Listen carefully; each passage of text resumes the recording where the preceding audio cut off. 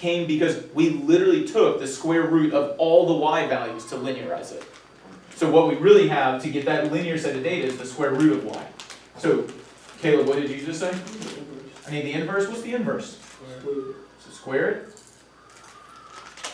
Is that correct? Written like that?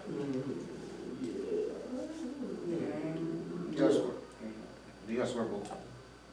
Okay, so square it like this. I'm just gonna say, the last one. You got square both. Parentheses. Okay, so I was going to say, remember that property of equality says whatever you do to one side of the equation, you have to do to the other side. So I'm not going to do these individually. I'm going to square that entire thing. And then the square and the square root cancel. So what does y hat equal to for this model? That square. So,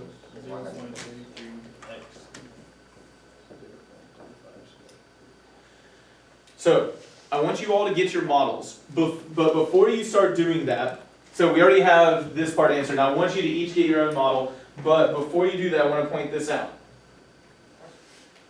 What we now have is a model for the original data set. I want you to, after you get your model for the original data set, try to figure out if that model for the original data will approximate the data points well.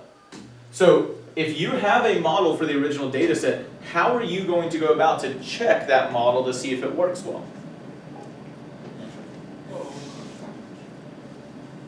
Okay. We just say stopping distance equal to 0.33, and then the x is when they apply. No, the x is the speed, right? Okay, but remember what I'm asking here is, I feel like we're not paying attention to the question here. I want to figure out if this model for the original data does a good job approximating those data points. How would I figure out if this model, which Jakeem, you said we're going to graph that model, right? But how will I know if I graph that model if it approximates the data points well? Find the best line that fits. Is it going to be a line now? So say again. Find the trend. Well, that's the original model. What do I need to graph with it to be able to check its appropriateness? But the linearized model is for the linearized data. What do I need to do to check this model? This model is supposed to be for what? The original data. Also put it with the original data point. Oh, so I need the original data and the model. Make sense? So get your model and then check the appropriateness of that model by comparing it against the original data. I will show you all's things in just a second. I'll get you all to share yours.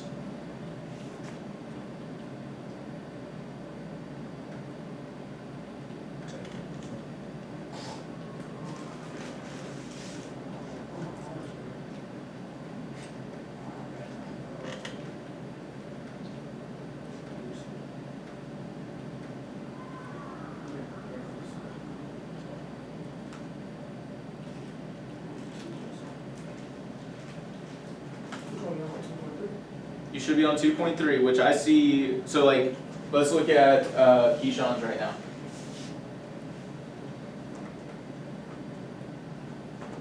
Well, first off, I do want to point this out. So that's Keyshawn's linearized data and the model for that linearized data, right? Have you gotten, so you've got your model for the original data? So once you get your model, so remember you need your model, not this model, but your model for this original data, what do you need to do? Okay, so hit escape for me. How are you going to get the original data points on there? You don't need to? Okay, we need to graph a what? So how are we going to get to graphing a scatter plot? Menu. Graph entry / edit, and scatter plot. Oh, by the way, actually, before you type that in, what I do want to remind you of is this. This is to make it easy for ourselves, but really, how can we write this y hat with the context? Stop it. I'll put these. So stop, underscore, distance, with the hat, that's the predicted output, meaning it's my y, is equal to 0.33 times speed minus, I want you to notice this can be helpful because now you know what's going to go into the x. Speed. What's going to go in for the y. Okay. Can we put var in this? So yeah, you can hit var. VAR. Because it may not be, yeah, so I couldn't remember exactly what it was titled in the calculator, but yes, you can. They didn't do it, Did it not do anything, or can we just not see it? Oh. How can we check? Yeah, I was just saying, it doesn't look like it did anything, but we may just need to check to see if it did. So could you zoom to data? So notice there's your speed and stopping distance, right? There we go. So that's good. Now put your model in. Where's your model? Can you put person counters on things? Okay, first off, Jakeem, did you update this at all when we talked through it? Oh, so y hat equals, but then type that in. We need to work on your neatness with your writing, or with your, with your work, because that's affecting your ability to be accurate. So, Keyshawn, is this yours, right? So how are you going to check to see if your model works? So yeah, we don't want another scatter plot. We want a what? Yeah, we want a function this time around. So type in your model for the original data. So you would want to do that. Yeah, so when the model was squared. Oh, And so just notice we're going to use x instead of speed. I forgot squared. That would make a bit of a difference, wouldn't it? It went flat. I was like, you're already there. Hit escape for me. No. You still can't even see your data. Hit menu. Remember, you're still looking at your linearized data. Nope, don't do that. Stop that. You know better. What's going to let you look exactly at the data? There it is. Alright, squared. So, well, notice, do you have a model going through those data points right now? So put parentheses around that. Square it. Hit enter. Look at that model. Look at that model. All right, so Preston, and so let's look at Keyshawn's. How does that look? Yeah. Yeah? Last one. So I'm gonna look, we'll bring yours up in a second, Preston. But notice, it's not perfect, but it's pretty darn close, right? Quick question. Would any of you have ever guessed that the model was 0.33x minus 0.35 squared? Not even close. Same. But was it easy to fit a line to the linearized set of data? Okay, so Preston, let's pull yours up to see what's going on. I fixed it. Oh, did you? Yeah. What was the issue? I put in 35 instead of negative 0.35. Gotcha. Yeah, that makes a difference. Okay, so stop presenter. Let's see if there's any questions we need to answer here. So, is this the last question, the discuss part? Yeah. So what is a quick note that we should probably make to ourselves about how to check if the model for the original data is appropriate? Always graph the original Graph the original what? data. So graph the original data. Then graph the linear.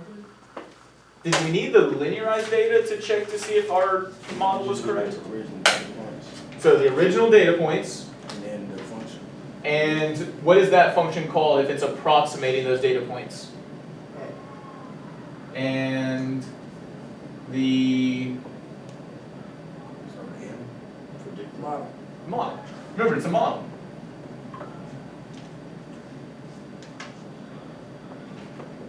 So graph the original data and the model for the original data to check the model's accuracy. We want to check the original data model's accuracy, so we got to compare it to the original data. That's it.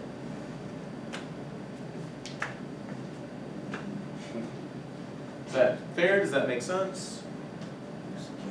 Sir? I can just see you being Well, I mean, the day before exams, we will be reviewing unless this class doesn't have anyone who needs to take the exam. I ain't reviewing it. I gotta take it, I don't think I do. I got like a 90. Yeah, so Preston, Got 87. yeah, you have an A with one absence, or an A or a B at least, I don't remember off the top of my head. Caleb, I only have one unexcused absence. Whoa, where they come from? I don't know, 4/7. I got doctor's excuses for 3 absences, but I got one unexcused here. What's that 7? When was that? 4/7. April 7th. I don't know, dude. I wasn't here. Right, it was an absence. That's the point. No, I was here the day before prom. Yes, I was.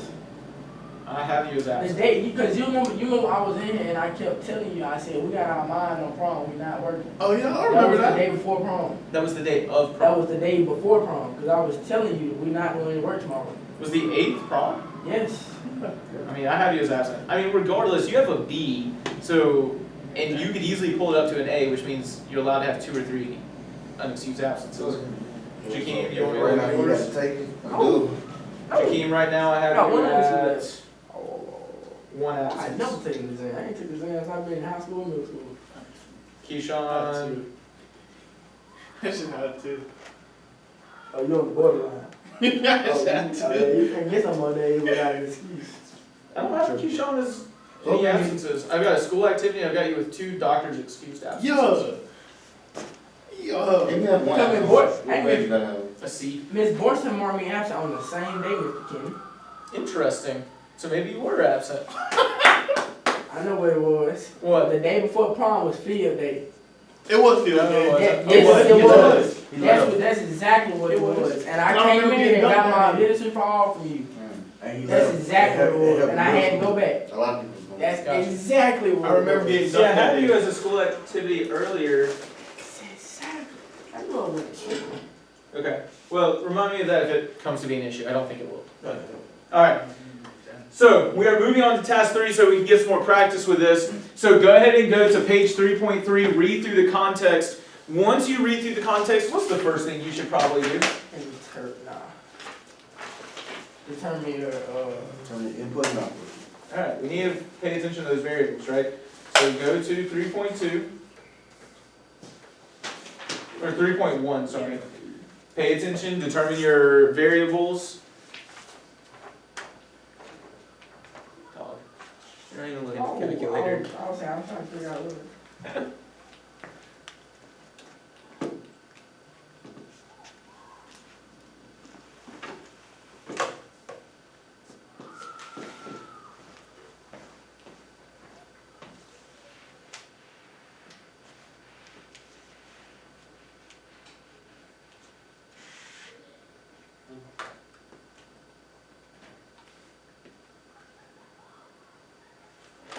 So what do we think our X or independent variable might be?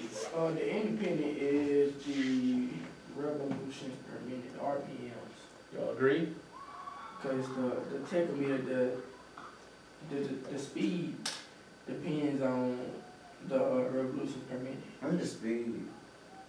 So the speed, the revolutions per minute is the cause. I think the speed is the cause. The what make the speedometer. Why do you think that? Because I'm like, your car, your speedometer don't determine it. Your speed determines the speedometer. But the speed affects the speed. Whoa, hold on. This isn't speed and speedometer. It is Look what it says. it's What's technical. determining the speed? The measure hundreds of revolution. What's determining the speed? Yeah, look at it. What does it say determines the speed? The torque of the motor or something? Look at the context! The RPMs. You see where, by the way, y'all know what tachometer is? No.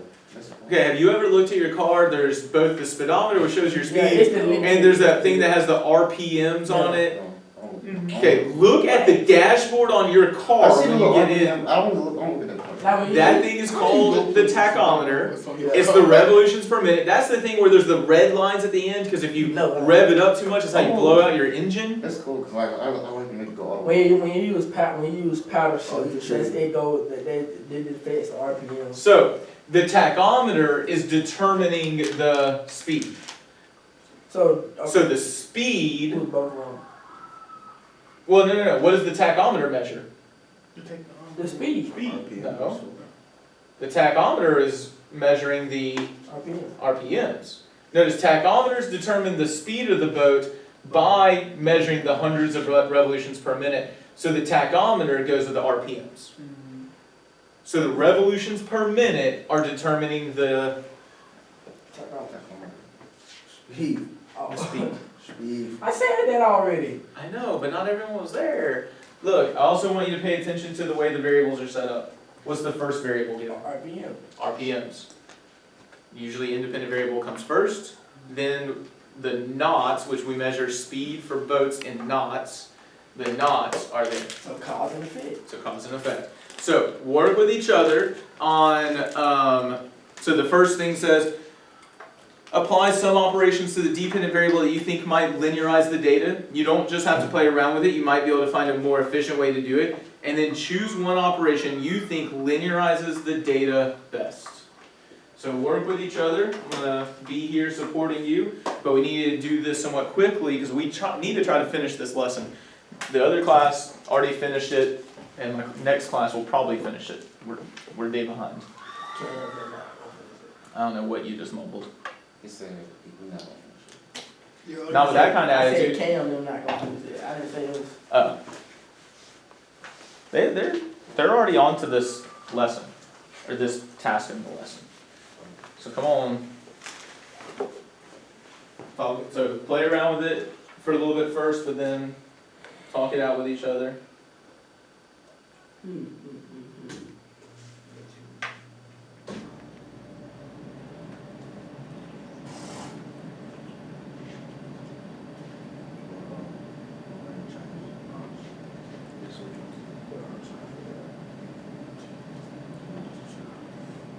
What are you trying to figure out?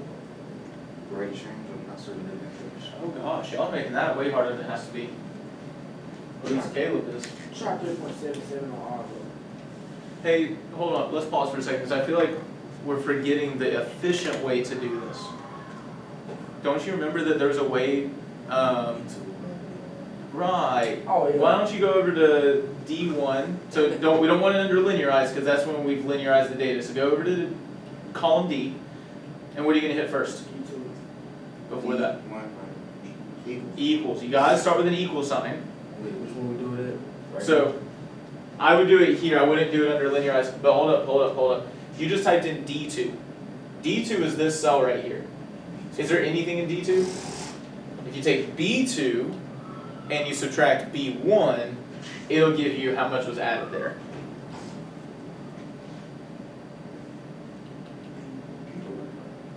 Equals what?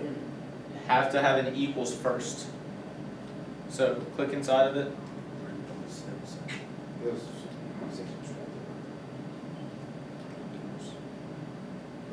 3.77. Right. Did you do B1 minus B2 or B2 minus B1? Remember, you need that number minus the previous one. So it's 3.77. You've only looked at one number. How do you know that's constant additive? Now can I do B3 minus B2? You can, but also remember if you click on that D1 cell. So click on D1, nope, D1. Yep. Move your cursor to the bottom right hand corner. Now you can drag and drop.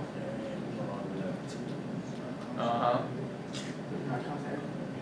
Too far. And you gonna try it. Keep going a little bit further past that. Nope. You need around right there. So delete the ones that just have the space there. Oh, So like just click into those cells. So scroll down.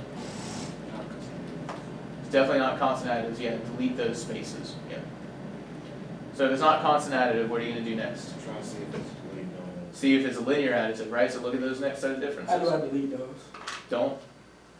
Oh, Go to the next, go to column E. so do D2 minus D1. Right, now we wanna look at those differences.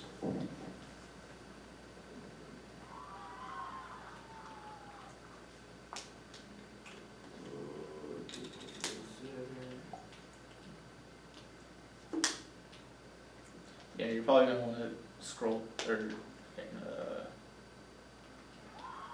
probably gonna want to go one to the right, so that you can clearly see that corner.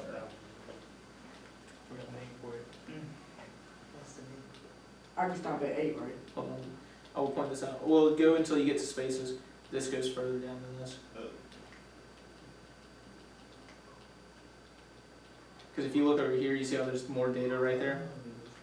Miss, can I miss my whole So I would do one more. I miss my whole entire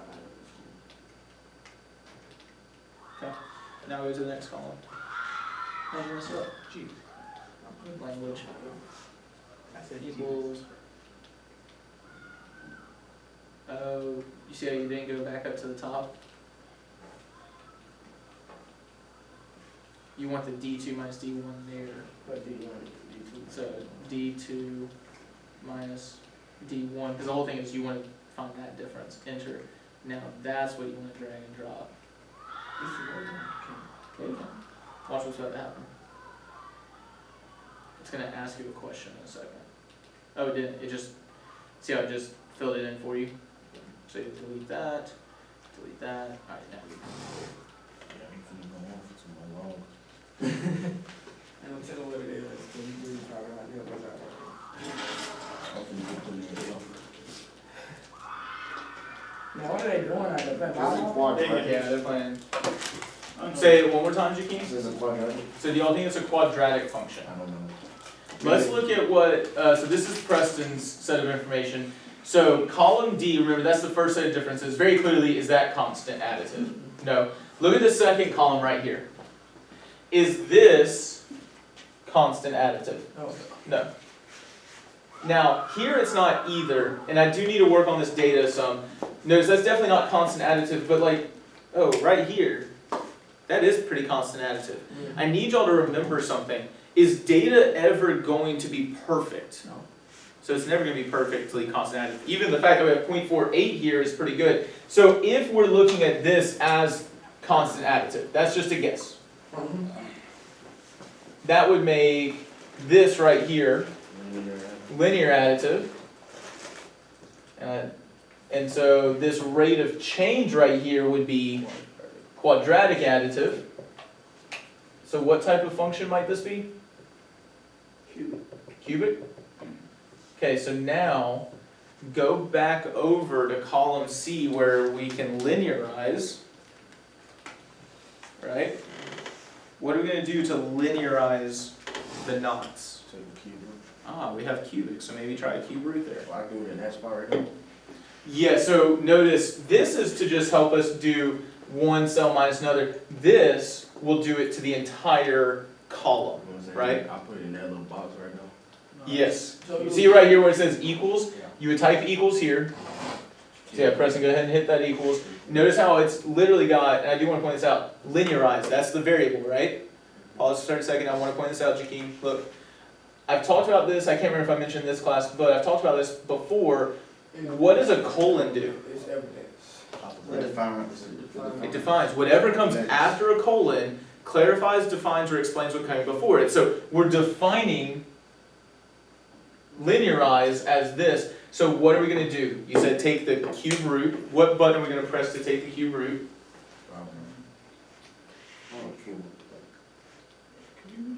Please note you cannot hit the x squared, right? Look to the left of the x squared. You see that caret for an exponent? Yeah. And above it, in gray, what does it have? N to the square root of x. The n, well, not the square root, because it's now an nth root. Whatever goes there, so I want you to see this. You see how that has a little box now? Yeah. So in that box, what are you going to put? 3. So that's going to make it a cube root. One thing I want you to be aware of is, it's no longer a square root when you have a number there. It's a cube root now. You can also have a fourth root. This that indicates what type of root it is known as the index of that root. So yeah, taking the cube root of the dependent variable to linearize it, which was not, hit enter. Okay. So how could I check to see if this has linearized it pretty well? What should we see on the graph? A line. Line. Give it 3.3. See if it's made a line. What do you think? It's an arrow on mine. I'll look here just a second. What do y'all think? Look pretty linear? Right, that's the original data, right? It's because you have that little. No, that's not the. I'll show you in a second. It's because of that. There we go. So I want you to look at it. You said, is it the linear data? But notice, what's the independent variable? RPMs. What's the dependent variable? Linearized. So that's not the original data. That is the linearized data. All right. So what do you need to do now that you have linearized your data? What did the directions say? Find the baseline. Yeah, right. Actually, can we answer these questions? Yes, I think we can answer all these, right? As a reminder, right here, choose one operation you think linearizes the data best. What operation did y'all select? Preston, can you get that Skittle for me, please? What operation did you all choose? Cube. Thank you. Right? Why did we choose a cube root? Good, quadratic. Because it's the inverse. Alright, so cube root linearized data, we chose that because, and you said it's the inverse of a what? Of what type of function?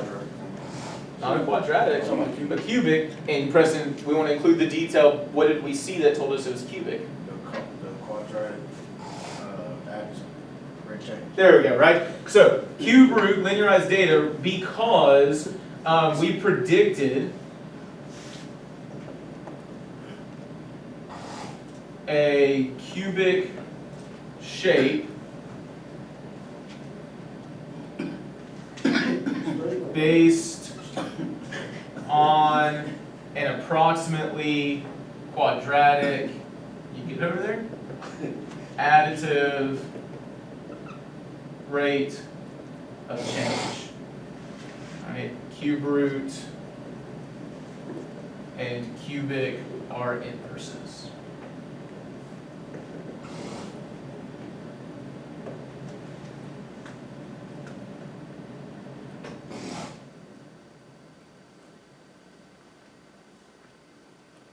Now they're not bad, the most errors in that bad scenario.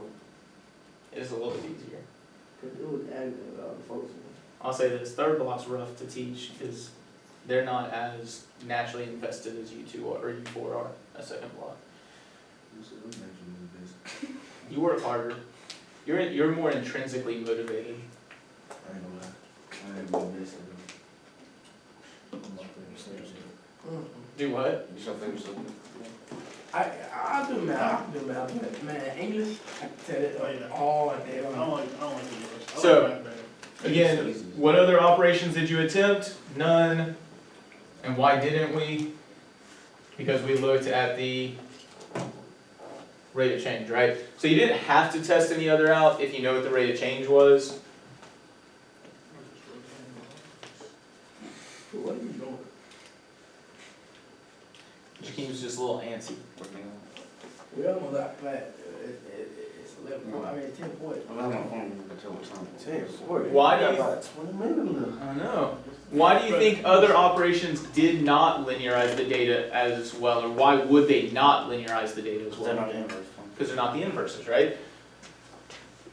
Balance. So I would probably just put this detail here. Why do you think other operations will not linearize the data as well? Well, because cube root and cubics are inverses. Now, we'll point this out. When we say inverses, inverse what? Functions. Have we actually verified that they're inverse functions yet? Yeah. Remember, we only took a cube root as an operation. So there is something connecting them as functions, but we do want to note that we've only looked at inverse operations so far. Okay, we don't fully know what an inverse function is, just an inverse operation. And they are somehow connected.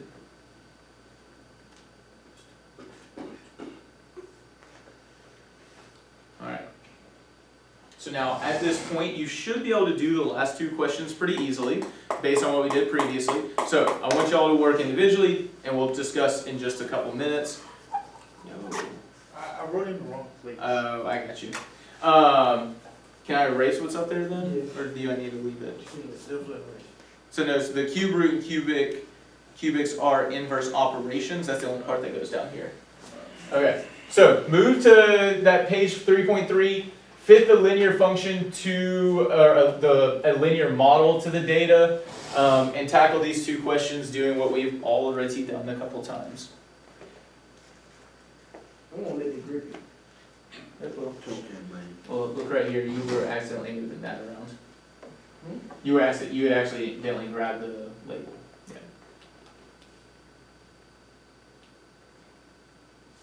Still want it to move You have to be more to the middle. Yeah.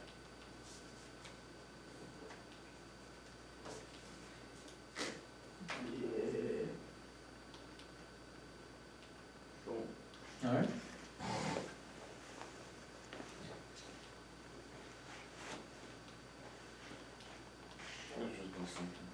Well, click on the red one really quickly for me, and just delete that so you only have one.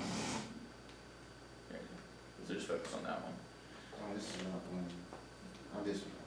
Well, so one thing I will remind you is, hey guys, really quickly, what should you try to change first?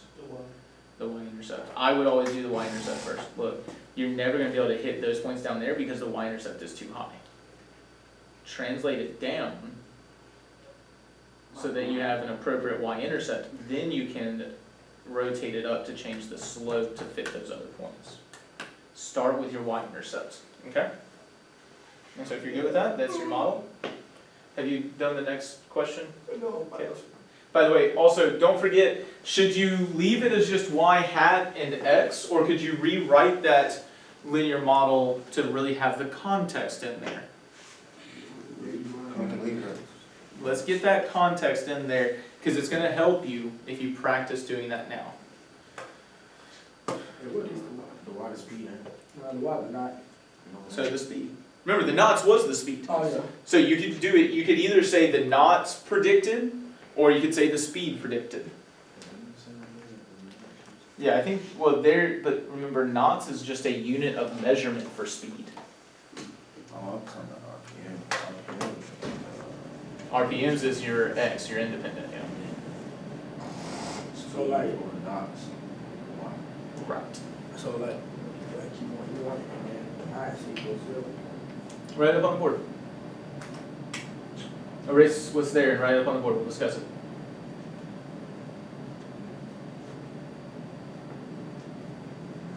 Come on, why are you moving so slow? Let's go. I'm hurting like legit, I need her. Alright, I'll write it for you. need practice. I know, I'm not near. That's what you had surgery on, wasn't it? Your knee? Yeah. Okay, so you wrote knots equals 0.15. 0.15. Parentheses RPM plus 0.88. Okay. So you could